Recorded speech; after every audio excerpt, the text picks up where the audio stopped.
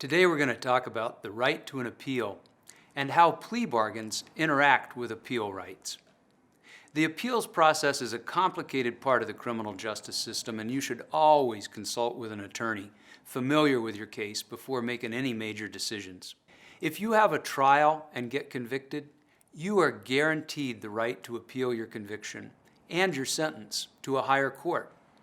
Usually, a different lawyer than the one that represented you at trial will handle the appeal.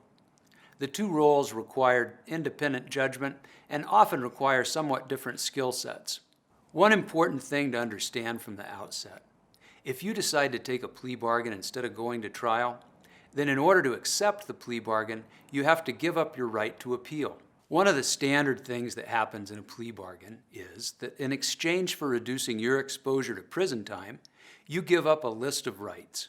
The right to a trial, the rights that go along with a trial, like the right to stay silent, the right to be presumed innocent, the right to require the government to prove your guilt with proof beyond a reasonable doubt, and the right to appeal your conviction. So, understanding how appeals work is important knowledge to have, because that knowledge allows you to make an educated and intelligent decision about whether to take a plea bargain or risk going to trial.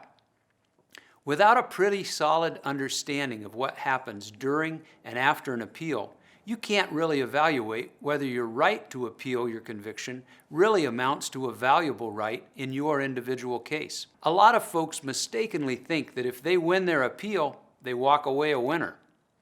But usually what winning really means is that the appeals court sends the case straight back to the trial court for a do-over.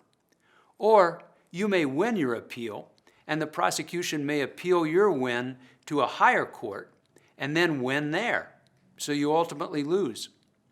But let's say you win relief on your appeal and the case goes back to the trial court. Depending on what issue you won on, that do-over may effectively prevent the prosecution from winning your case a second time, in which case the prosecutor would dismiss rather than lose at trial.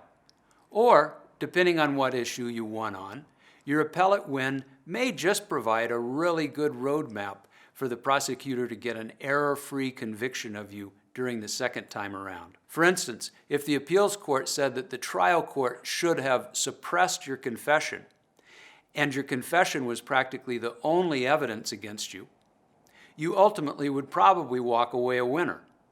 Or, if the appeals court decided the statute you were convicted of violating was unconstitutional, they might order the trial court to release you.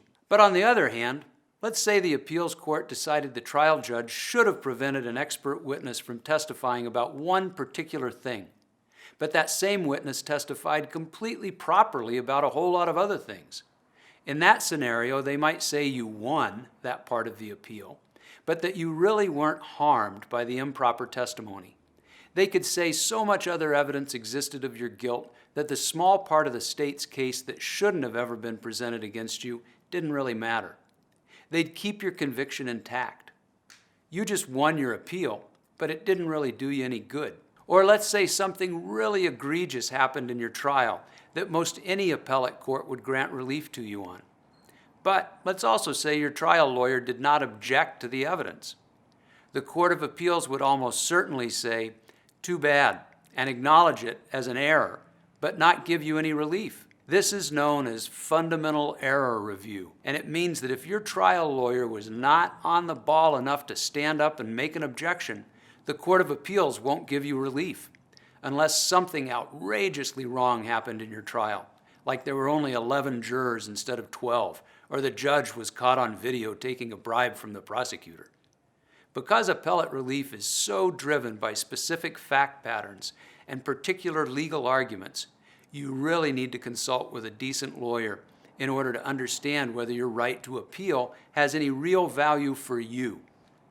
I've had clients not want to take a plea bargain because they are so sure that the trial judge made a mistake on how she ruled on a pretrial motion that they think they'll win on appeal.